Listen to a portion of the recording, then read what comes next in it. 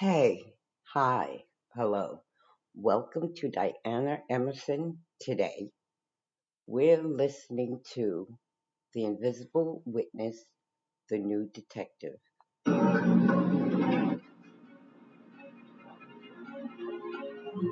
a young woman slowly grows weaker, a murder investigation gains strength. To solve it, detectives must extract a dark family secret from the grave.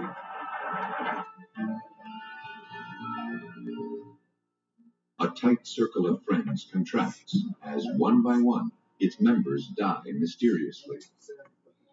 The circumstances are suspicious, but there's little evidence of murder. When a woman is poisoned to death, her survivors point fingers at each other. To find the killer, investigators must get to the source of the bad blood. Even when its symptoms are dramatic, poison is a subtle menace. The poisoner is a two-faced monster whose loved ones become victims of tainted trust.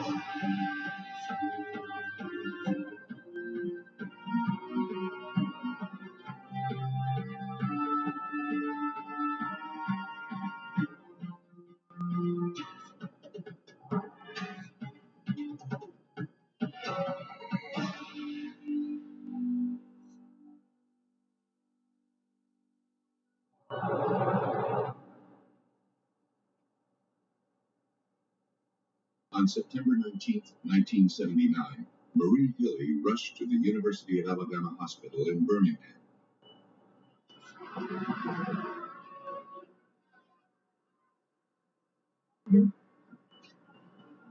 Her 19-year-old daughter, Carol, was very sick.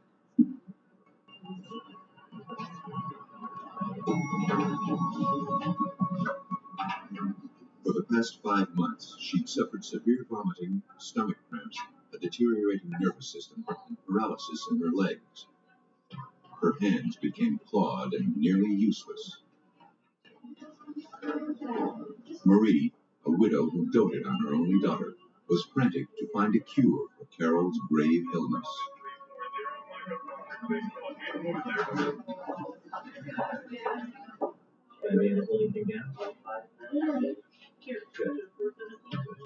After months of shuttling Carol from doctor to doctor, seldom leaving her bedside, Marie was at the end of her rope. Doctors told her that Carol might have a virus or some other condition, but she'd yet to get a clear diagnosis about what was crippling her daughter. Carol's illness was taking its toll on Marie as well. On Carol's first day at the University of Alabama Hospital, a plainclothes police officer came looking for Marie. Yes, what can I do for you? He asked if he could speak to her in private. Don't really want to talk to you about right here. And that's that Karen. Carol's mounting medical bills were wreaking havoc with Marie's finances.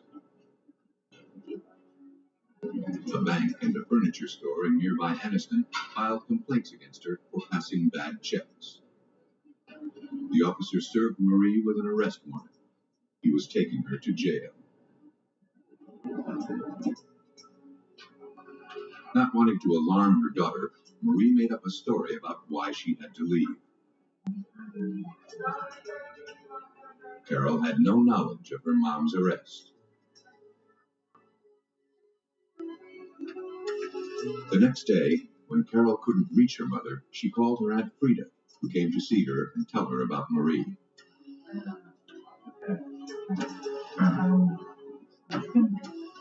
Frida had news for the doctors, too, expressing her concern about Marie's care of Carol.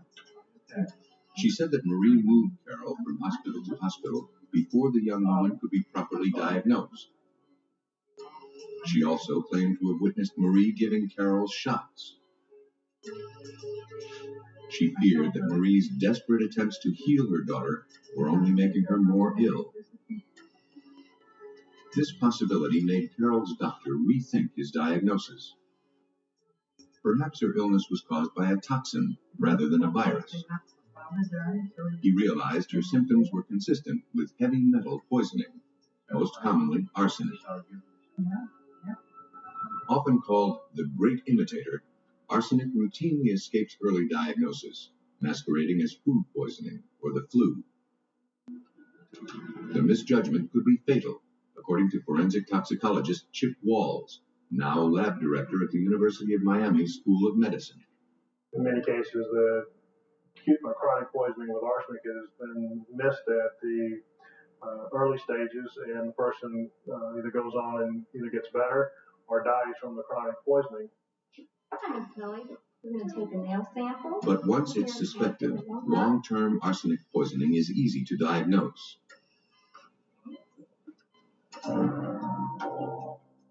Carol's fingernails displayed the broad white lines called Mees lines that signal the presence of arsenic in the bloodstream for longer than 6 weeks. Following up on this crucial discovery, nail and hair samples were sent to the lab to determine the extent of her poisoning. That would help determine the source of her exposure and how long she'd been exposed. The samples are carefully weighed before they're put into what's called a digesting flask. Nitric and sulfuric acid are mixed with the sample and heated.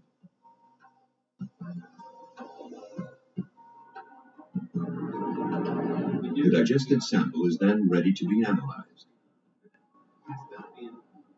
Early readings showed high levels of the poison in Carol's samples, but it would take weeks to get more detailed results. Because arsenic is found in nature and is a common ingredient in pesticides, her exposure could have been accidental. But not everyone believed that. While the samples were being tested, Anniston police received a letter from Carol's brother. He believed that Marie Hilly may have killed her husband 4 years earlier and was now poisoning her daughter.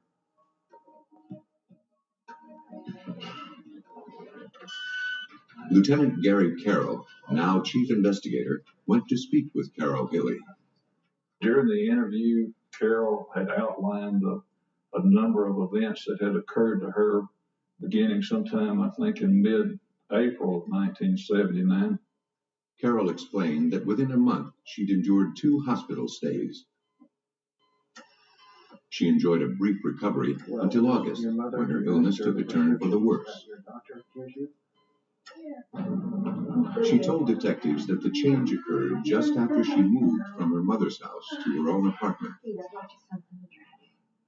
Though Carol looked forward to living alone, Marie practically moved in with her from the very first day, keeping house and doing most of the cooking. So much. Carol, honey, we're ready to go. Within days, she fell seriously ill, suffering from nausea and severe cramps. Marie rushed her to a hospital where she stayed for a week. But when doctors offered no quick solution, Marie abruptly moved Carol to another hospital.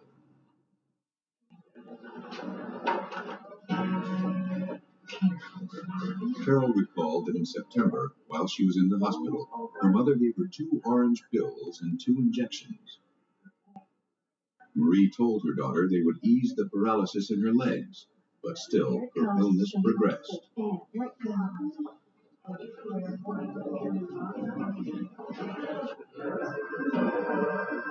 Marie Hilly's behavior prompted Lieutenant Carroll to request the police file on her. He knew that she had been a victim of a series of strange events ever since her husband died. Carroll hoped the files might reveal some pattern. Back in 1977, our police department had received numerous complaints from Marie Hilly regarding vandalisms, harassing phone calls, burglaries, fires, and etc. Many things going on at her residence. Marie collected substantial insurance claims for damage to her house, her daughter's car, and her husband Frank's death. Seeing a possible motive, Lieutenant Carroll looked into the status of Carol Hilly's life insurance. With the offhand card about this. Marie was the beneficiary, but but the policy had lapsed. I'll meet with you tomorrow. According to the insurance company, Marie had made several desperate attempts to have it reinstated, but every one of her checks bounced. Yeah. Following up on the letter sent by Carol Hilly's brother, Lieutenant Carroll received a copy of Frank Hilly's medical records. Frank and Marie Hilly appeared to be an average happy couple.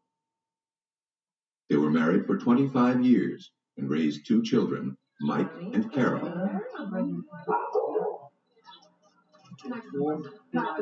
As her kids were growing up, Marie maintained an active social life. Frank enjoyed his role of the hard-working breadwinner, active, healthy, and rarely missing a day of work. But one evening in May 1975, Frank came home in agony from an upset stomach. He stayed home most of the next week. Marie tended to him around the clock. But Frank's condition worsened rapidly. Within a matter of days, he was dead. At the time, the circumstances were considered tragic, but not criminal. And even now, it seemed inconceivable that a woman could be cold-blooded enough to poison her own family. Marie Hilly just didn't fit the mold of murderer.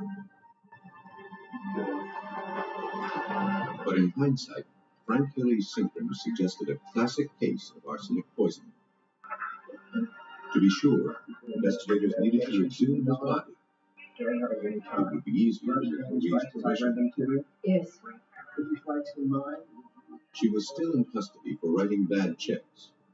She denied any involvement in her husband's death and granted permission for his exhumation and autopsy.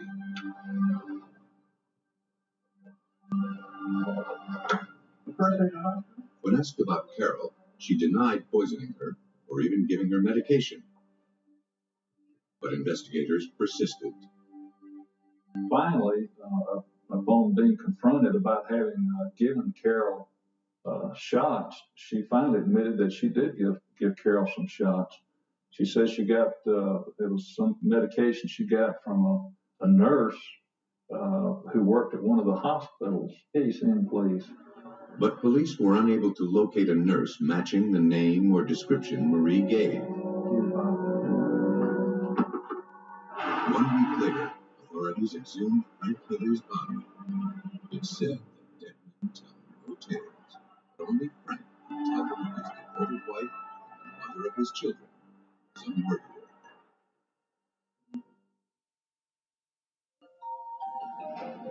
While investigators in Alabama collected hair and nail samples from Frank Hilly's exhumed remains, the results from Carol Hilly's arsenic testing came back from the lab. The analysis showed abnormal levels of arsenic along the length of her hair, demonstrating long-term exposure to the poison. The hair closest to Carol's scalp had 35 times the amount of arsenic than on the outer part, revealing that she'd received recent high doses. Her mother, Marie Hilly, was still the prime suspect in the slow and painful poisoning of her daughter. All that remained was the proof.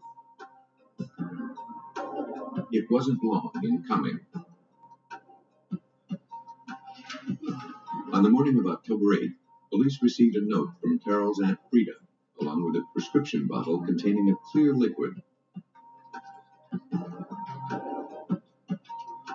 The note said she found the bottle in Marie's jewelry box. Detective Carroll sent the bottle for analysis. A half hour later, the lab confirmed the bottle contained arsenic. A similar vial was taken from Marie's purse when she was first arrested for check bouncing. It appeared empty, but investigators suspected it might hold some residue. They rinsed it with distilled water, then tested the rinse water.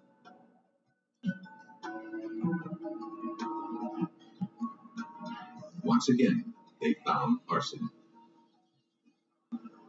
Mrs. Hill, you're under arrest for the attempted murder of your daughter. On October 9, 1979, Marie Hilly was served with warrants charging her with attempting to poison Carol. Any statement you make. Additional warrants were served for passing more bad checks, but these charges paled in comparison to what police still suspected, that Marie Hilly had murdered her husband. Still, they had no proof.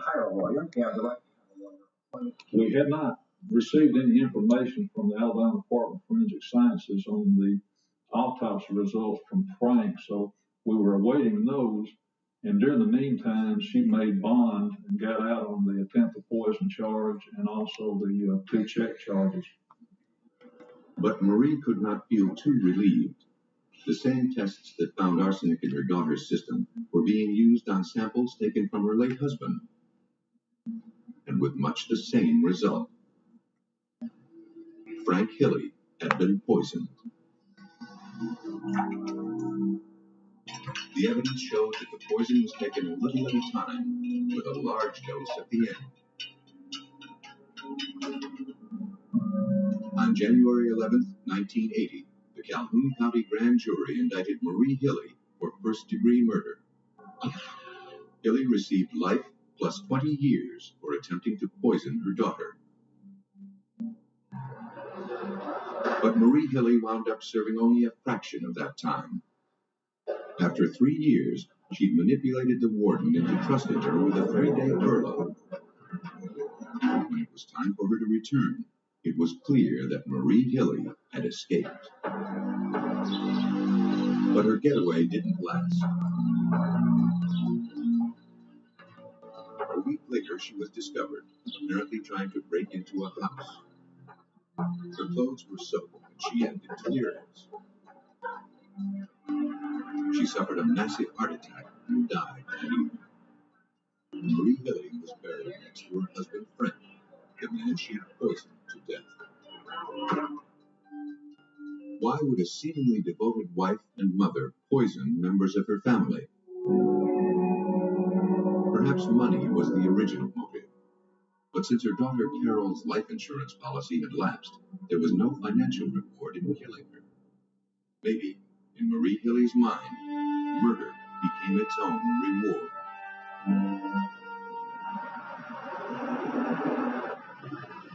In that regard, she wasn't alone. On the afternoon of June 28, 1987, Carrie Middleton answered a call to check on 30-year-old Lisa K. Chandler in Odessa, Texas. Lisa had been seriously depressed, and her friends were concerned.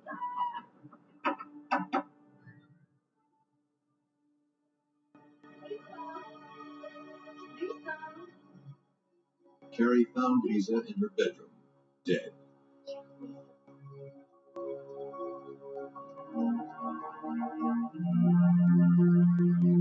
She ran to phone the police, not to call it a suicide, but to report a murder.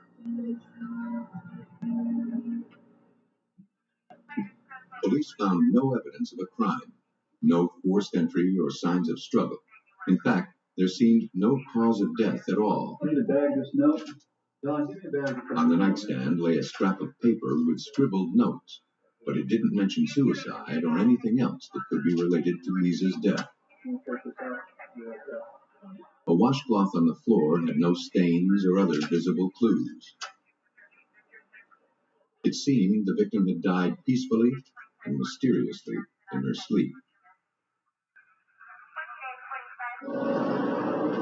Morning, Gene. How are you this morning? According to Detective Mickey Brown, now a chief of police, that was reason enough to investigate further. Thank you.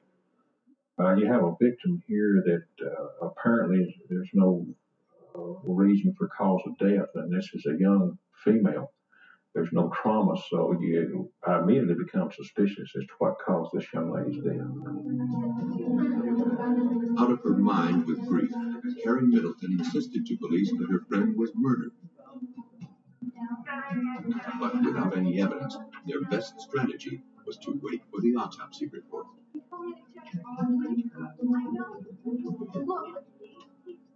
Tissue samples were sent to the Texas College of Osteopathic Medicine, where forensic toxicologist Gary Wimbish tested them.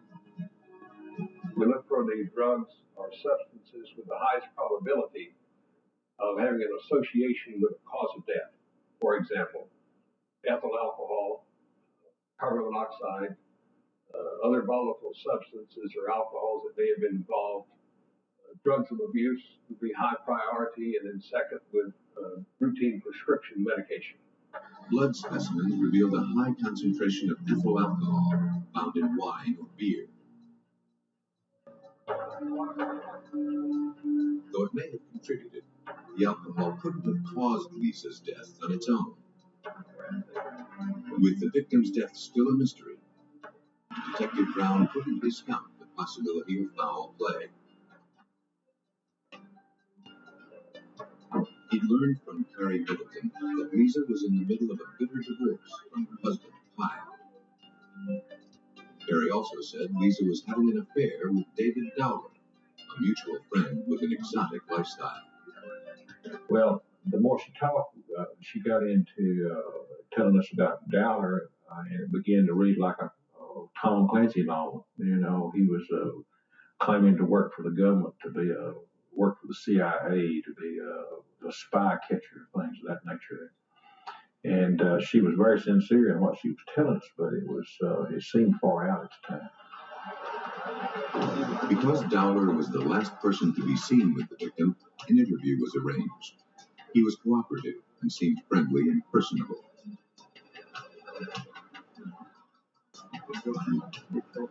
Dowler claimed Carrie was mistaken about his work for the CIA. But he did share the opinion that Lisa Chandler was a victim of foul play. He also had an idea who her killer was, Kyle Chandler, Lisa's husband. He said Kyle was furious that she was cheating on him. Kyle Chandler was next on the list to be interviewed. Fearing he was the prime suspect in his wife's death, Chandler brought his lawyer with him. Kyle also felt that Lisa was murdered, but he pointed the finger back at his accuser, David Dowler. The names of your closest friends you used to have? Kyle Chandler portrayed Dowler as an unusual man with a sinister edge. He owned and operated a one-hour photo shop, but claimed that was only a cover for his real job as a CIA agent. As a government insider, Dowler claimed he knew in advance which friends were in danger. He seemed to be right. According to Kyle Chandler, Dowler knew more than he was letting on about the death of Lisa Chandler and the unexplained deaths of two of their other friends.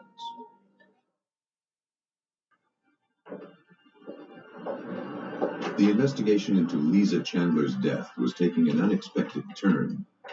When Detective Mickey Brown looked back over the files, he discovered that Lisa Chandler was the third of her circle of friends to die mysteriously. And in each case, David Dowler was mentioned as one of the last people to see the victim alive. 4 years before the death of Lisa Chandler, another of Dowler's girlfriends met a similar fate. Lisa Craig was found lying as if she died in her sleep. There were no signs of forced entry into her home, nor any signs of trauma on her body. The only suspicious things were notes scribbled in the margins of her Bible. Craig believed someone wanted to kill her.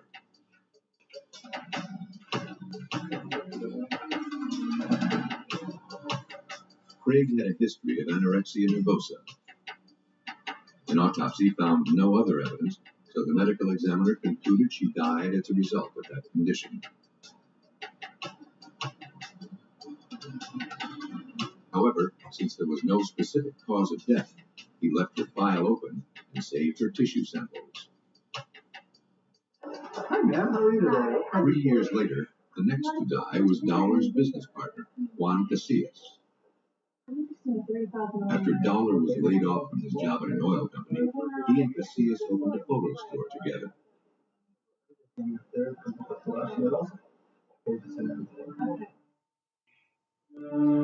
1986, Kyle Chandler found Casillas at his home, dead on the kitchen floor. The autopsy revealed an unidentified substance in his tissues. Samples were saved according to hospital policy, but no cause of death was determined. Detective Brown now wondered if Kyle Chandler did more than just discover Juan Casillas' death. He began to think that maybe he caused it. Brown learned that Juan Casillas was married to Lisa Chandler before Kyle married her. First, Casillas died, and now Lisa was dead too. That gave Kyle Chandler a direct connection to two of the three mysterious deaths in his tight circle of friends. But Kyle Chandler wasn't the only suspect. In each of the three deaths, David Dowler made the phone call that led to the body being discovered. Detective Brown had three deaths and two likely suspects. He needed help sorting them out. He remembered an offer made to him by Carrie Middleton concerning David Dowler. She was convinced Dowler was the killer, living out some deranged fantasy. She wanted the chance to prove it. During the interview with Carrie, I expressed some reservations to her about the story that she was telling me, and she voluntarily said that she would be more than happy to wear a microphone or a wire where I could firsthand listen to David Dowler telling her these stories. David Dowler may have pretended to be a government agent, but Carrie Middleton was about to do some real undercover work. Not everybody. Just relax. True to her word, she agreed to wear a wire so that police could hear her conversations with David Dowler. Okay. Make sure it doesn't show up. Detective Mickey Brown also had surveillance cameras set up in Carrie's apartment so police could watch them. Yes. Make sure we'll test it before you go in. Put a couple buttons in so it doesn't. Brown knew that time spent here would either help the investigation or take him down the entirely wrong road. We had a total of 16 hours of recordings on him on about 3 occasions. He totally dominated the conversations. He talked constantly. Most of the talk was idle banter. But in one of these conversations, he described how to murder someone by putting chloroform in their car ventilation. Then he outlined a likely method the killer would have used to kill Lisa Chandler with chloroform. Dowler offered detailed descriptions of how Lisa Craig and Juan Casillas were probably murdered using cyanide. And he told Carrie he was afraid she might be next. These were either the veiled confessions of a mad serial killer, the ramblings of a man desperate for attention, or both.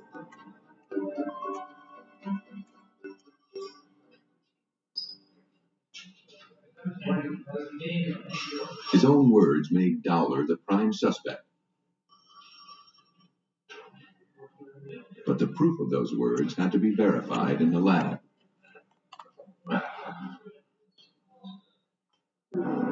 Tissue samples from Lisa Craig and Juan Casillas were sent to Gary Wimbish to test for cyanide. The test that we employed to assay for the cyanide actually is a testing protocol that is not ancient, but certainly has been around for a while, called a Conway diffusion cell. It's a simple device that holds a blood sample in one compartment, a trapping solution in the center, and sulfuric acid on the other side. The container is then sealed and rotated so that the blood and acid mix. The acid releases the cyanide from the blood in its gaseous form, which is then trapped by the solution in the center compartment. The The solution changes color to indicate how much cyanide is present. We found rather large amounts of cyanide present in the blood specimens of Casillas and Craig. The concentrations were about 7 to 10 times the amount that are often found in lethal cases. The results were indisputable. Both Craig and Casillas were killed with cyanide. To test Lisa Chandler, Wimbish used a gas chromatograph to detect traces of chloroform. A microscopic tissue sample was placed into the apparatus, which was calibrated to show the unique spectroscopic fingerprint of chlorine compounds. This is the internal standard, and this is where The test revealed that Lisa Chandler had enough chloroform in her system to kill 7 people. Unmasked by his own incessant conversation, the real David Dowler was finally revealed. And then once we verified through the postmortem and the toxicology results that this was in fact how the victims had died, we knew then that we had our predator. We knew who we had. David Dowler wasn't a concerned friend or a government agent, but a very sick and dangerous serial killer. Armed with the toxicology reports and information gathered from surveillance, Detective Brown secured a warrant for Dowler's residence. But he wasn't through yet. He wanted to be sure he had enough to win this case. He hoped for a confession, if not to police, then to Carrie Middleton. We decided to take one more conversation to try to obtain as much evidence as possible. By going through with another meeting, Brown was using his key witness as live bait for a known killer. Carrie was putting her life on the line. By now, Dowler might have suspected she was talking to police. Even with officers just outside, she'd be on her own if Dowler moved in quickly with a knife or gun. As an extra precaution, Detective Brown wired Carrie's entire home and had additional police standing by just in case. That evening, when Dowler came to Carrie's home, the two spoke amiably at first, concentrating on small talk. Then, Dowler began talking about how the police were bungling the investigation into Lisa Chandler's death. He mentioned that he kept a pistol in his car, and once again told Carrie that she was in danger. Then, he suddenly announced he had to leave for a moment, and he'd be right back.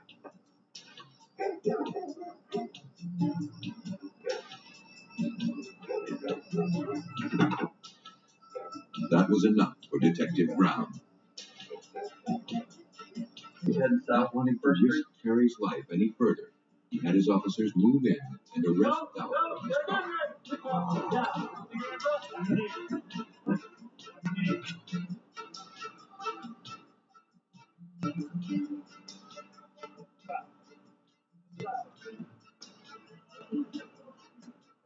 From the evidence retrieved at the scene, Detective Brown may have acted just in time. We arrested Dowler shortly after he left the witness's residence, and we found in his possession a pistol, a silencer, ammunition. We also found some lockpick sets and ski mask that he had. These suspicious articles couldn't begin to suggest the vast and deadly arsenal Dowler had at his disposal. At his house, detectives uncovered explosives, blasting caps, crude eavesdropping equipment, more homemade gun silencers, and chemicals used to make explosives and poison. The police needed a truck to haul it all away.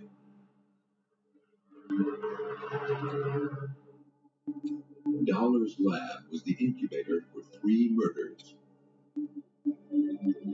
Mixing chemicals into a lethal brew, he was able to concoct his deadly schemes.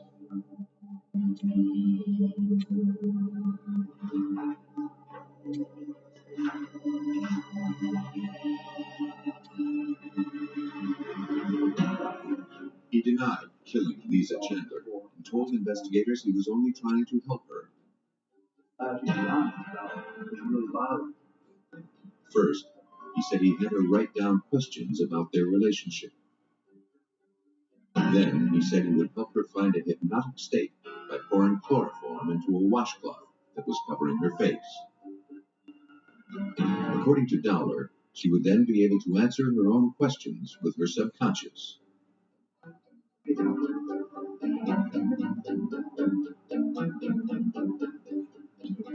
He said that she was getting tired, so he left. Dowler claimed she must have taken more chloroform herself to commit suicide. Investigators didn't believe it. No bottle of chloroform was found at the scene. The forensics report also proved Dowler's story couldn't be true. That couldn't have happened because when Dr. Wimbish did the toxicology, she had 7 times the toxic amount in her system, and she would have been sound asleep long before she could have self-administered that much chloroform to her. Dowler had administered the fatal dose. He may have lived a fantasy life as a secret agent, but he played the real-life role of murderer. In January 1988, David Dowler was sentenced to life in prison for the death of Lisa Chandler. Because he received the highest possible penalty, he was not tried for the other 2 murders he is suspected of. Killed for the sake of killing.